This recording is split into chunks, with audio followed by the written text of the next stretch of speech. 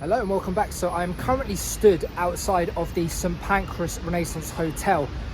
Simple reason, I'm going to go to St Pancras Station and I'm going to go and experience HS1 and the Javelin trains. Now, I've never ever been on that part of the network before, so it's going to be fairly interesting. As well as that, I'm going to be heading down up towards Margate, Ashford, etc. Just exploring really. I'm at the football in Gillingham later on this evening, so I thought I'd make a day of it, and why not? So yeah, off to St Pancras and let's experience HS1. Interesting.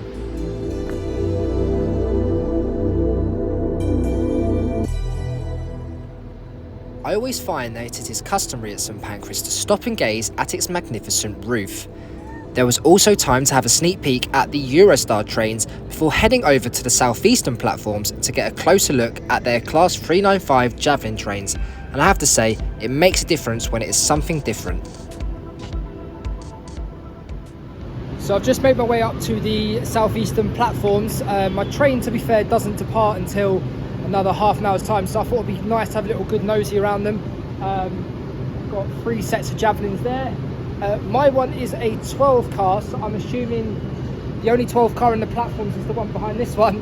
I did notice that they've got Olympians' names, so like Daley Thompson, Thomas Thompson, Dane Kelly Holmes, things like that. So I've heard extremely good things about these trains and HS1, so I'm hoping that translates today from my own experience. Like I said, the only time I've ever used Southeastern before is from London Bridge, when I've gone down towards Deptford, Charlton and Plumstead, that line.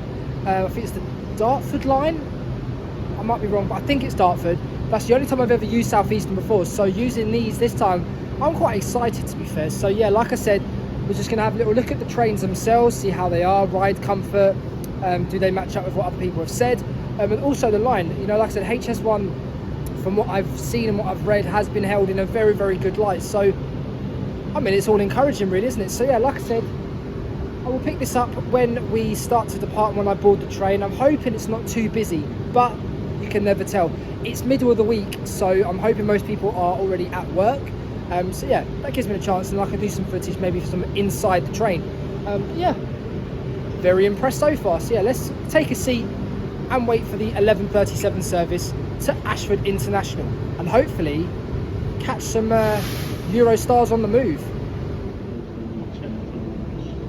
Buses will replace some late-night trains between Ashford, Gillingham and Faversham, and between Sittingbourne.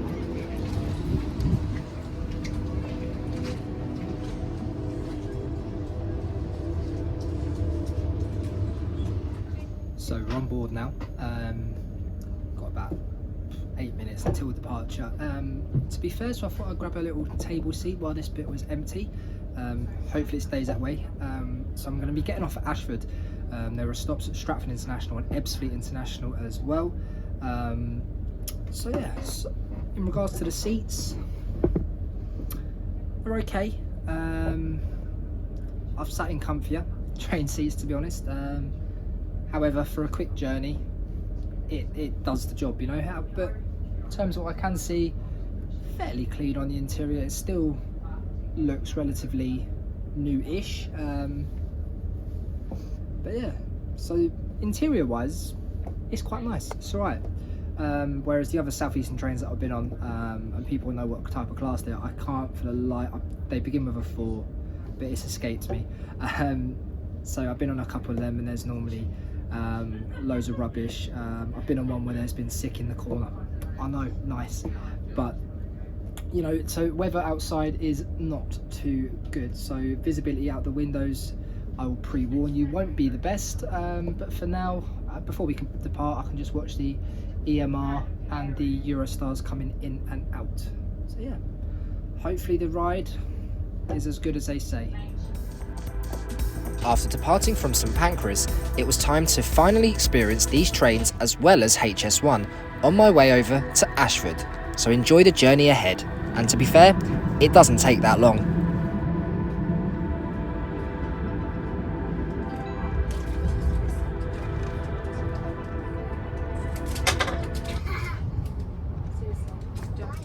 So we're just coming into the first stop of Stratford International, and to be fair, 90% of that was through a very, very long tunnel, but through it you could really feel the acceleration on it. And to be fair, obviously you can't see how fast you're going, but it sounded very, very fast. Comfortable as well. You didn't really feel like you were swaying from side to side. So plenty more people getting on here. So yeah, so far so good. That was, and the sound it made, it was like, I don't know how to describe it, literally like it was just in a wind tunnel. But the acceleration was really, really good. So it'll be nice to find somewhere, a location at some point, to actually just film these go in at full chuff. So if anyone knows any locations, let me know. But next station is Ebbsfleet.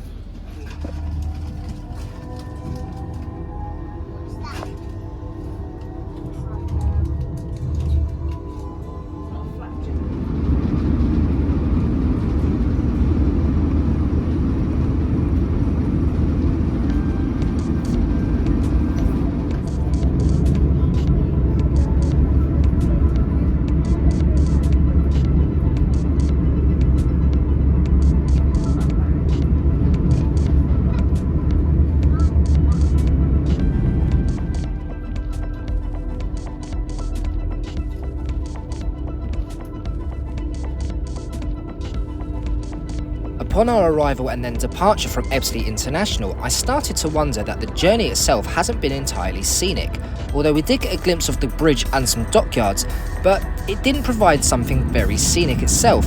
But you will see a great view coming up very shortly, which was probably one of the highlights of the journey. But nevertheless, I didn't come here to experience that, it was the line itself, and I think I got exactly what I wanted from it. But then, after this, we shortly arrived at Ashford International Station.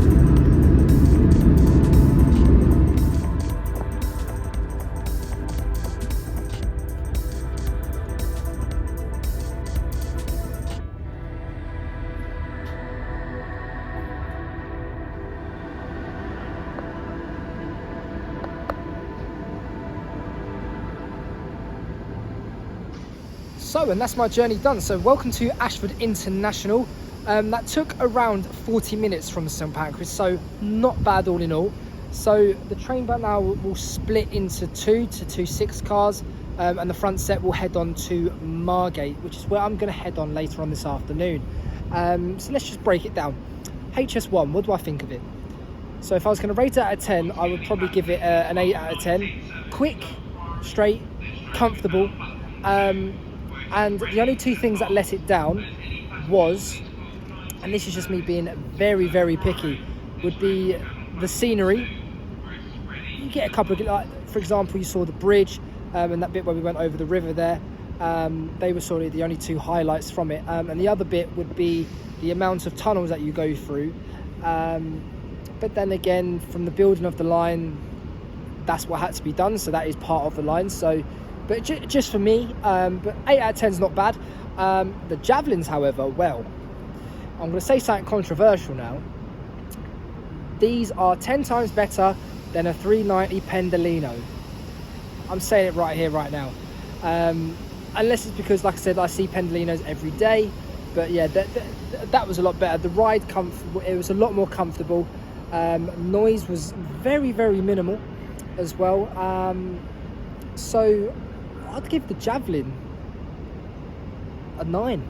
I'd give it a 9 out of 10. So all in all, that's not bad. That's a 17 out of 20 on the mark in there. So that went probably better than I thought it'd be. I thought it'd be a bit rickety and etc. But it really, really wasn't. So yeah, so going to spend a little bit of time at Ashford. Maybe do a journey up to Margate, like I said, and then record some stations in between. I haven't decided yet. But yeah, so hope you enjoyed that experience of HS1 and the 395 Javelin. I know I did. So yeah, I will see you in the next episode. See you then. Oh, and don't forget to comment if you've experienced this, and let me know what your thoughts are on this. Be interesting to see what other people think. See you then.